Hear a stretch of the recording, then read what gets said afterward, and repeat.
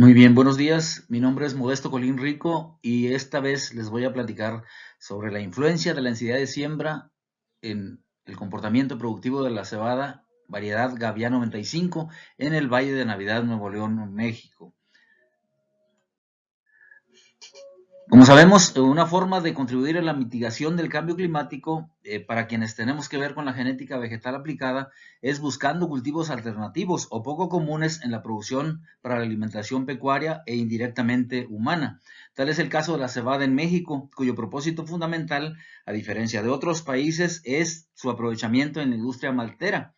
La estrategia en este caso sería generando variedades precoces, productivas y con calidad que sean capaces de, además, de demandar menos agua y suelos de calidad. Como podemos ver aquí en la imagen, tenemos a la avena, que es la reina de los forrajes de invierno, por supuesto. A los lados de ella se encuentran algunas de nuestras líneas y vean ustedes cómo está tremendamente clorótica y muy chaparrita, es decir, en condiciones difíciles no es lo mejor, aun cuando en áreas más bien favorecidas es el cultivo más importante forrajero de invierno.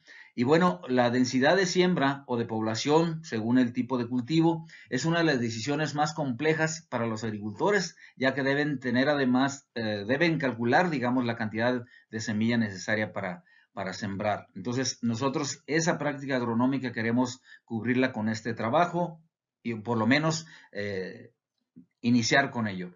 El objetivo nuestro es obtener información sobre la influencia de la densidad de siembra en el comportamiento de la variedad de cebada forrajera Gavia 95, tanto para producción de forraje como de grano o semilla. Y bueno, ¿dónde y cómo hicimos esto? Fue en el campo experimental de la universidad, ubicado justamente al sur del estado de Nuevo León, en el ejido conocido como Navidad. Se sembró o se regó de siembra el 27 de febrero. Se utilizaron 12 diferentes densidades de siembra, como lo pueden ver ahí, desde 60 como la mínima y que se utiliza acá en las áreas del norte donde llueve poco y la precipitación es tremendamente errática, hasta 170 como ocurre en áreas de alto potencial como el Bajío mexicano. La fertilización fue 140-93-0, aplicando todo el fósforo a la siembra, como ustedes saben, y bueno, aquí 56 unidades de nitrógeno, luego al primer auxilio 44 más y en el segundo otras 40, lo que da esa fórmula total que les comentaba. Se aplicaron 5 riegos con una lámina total aproximada de 40 centímetros. Esto es, los riegos fueron de aproximadamente 8 centímetros cada uno. Se muestreó a los 75, 90 y 104 días, es decir, tratando de simular lo que harían los productores a la hora de aprovechar el forraje. La parcela experimental fue de 10 hileras de 3 metros, 0.3 metros entre ellas, lo que da 9 metros cuadrados.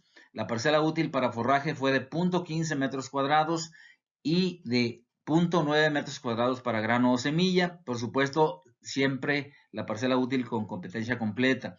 Todo esto bajo el diseño de bloques completos al azar con arreglo en parcelas divididas. Y ahí pueden ver las variables que estuvimos evaluando. De hecho, acá en las imágenes está cómo se sembró y cómo nuestra compañera Liz está tomando los datos de temperatura y el índice de vegetación diferencial normalizado, NDVI. Bueno, algunos resultados muy brevemente se los voy a presentar.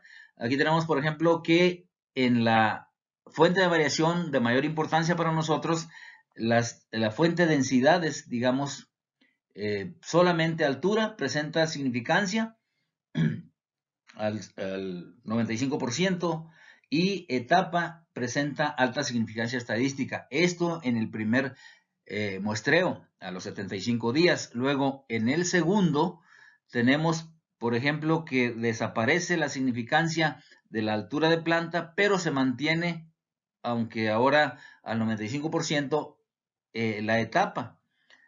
Luego, en el tercer muestreo, ven ustedes, ninguna de las variables de las variables presenta significancia estadística, es decir, a medida que se avanzó del primero al tercero, la significancia prácticamente tiende a desaparecer. Lo mismo en las variables de grano, que son tallos por metro cuadrado, ¿sí? metro cuadrado, longitud de espiga, granos por espiga, rendimiento de grano y el peso de 1000 semillas o granos. Algo similar pasó cuando se analiza de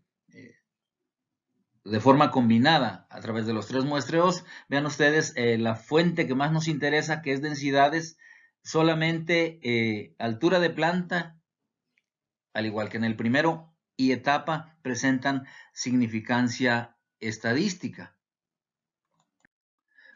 Aquí vemos en este cuadro la concentración de los resultados de la prueba de medias, y bueno, podemos ver, por ejemplo, que las variables que tuvieron significancia, vemos que la densidad de 110 kilogramos por hectárea, lo mismo la de 120, son las que presentan las alturas mayores. Solo les menciono muy brevemente las variables donde hubo significancia. Lo mismo etapa, vemos por ejemplo que la densidad de 140 kilogramos y lo mismo las que le siguen, es decir, las densidades más altas fueron más precoces, por decirlo de otro modo, lo cual yo interpreto como que al haber mayor competencia, también se reducen las condiciones de humedad, probablemente de nutrientes, y la planta tiende a acelerar su ciclo. También tenemos, por ejemplo, rendimiento de grano, donde no hubo significancia estadística, pero vemos, por ejemplo, que la densidad de 120 kilogramos por hectárea, lo mismo que las de 160 y 170 fueron las que obtuvieron rendimientos relativamente mayores.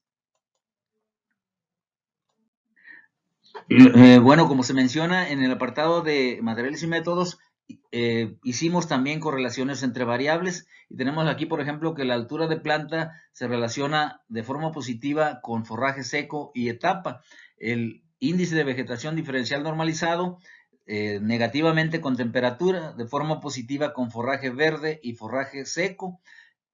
Lo mismo temperatura con el índice de vegetación presenta una asociación negativa, igual con forraje verde y lo mismo con forraje seco.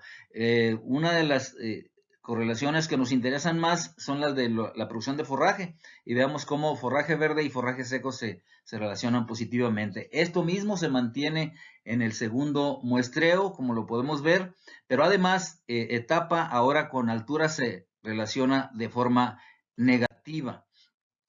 Eso cuando hicimos las correlaciones por muestreo, pero también a través de muestreos, vean ustedes, prácticamente las correlaciones no se mantienen, solo forraje verde con etapa de forma negativa y luego longitud de espiga con forraje seco total, lo mismo que con granos por espiga. Quizás sean las correlaciones más importantes para nuestro caso. Ahí podemos ver, por ejemplo, también que con etapa y lo que es la longitud de espiga se relacionan, pero de manera negativa. Eso es más o menos lo que quisimos mostrarle, y bueno, con todo eso y de acuerdo a las condiciones bajo las cuales se llevó a cabo nuestro experimento, podemos concluir que no existieron diferencias estadísticas entre las densidades de siembra estudiadas, lo cual desde un punto de vista económico consideramos puede ser importante en la producción de forraje o semilla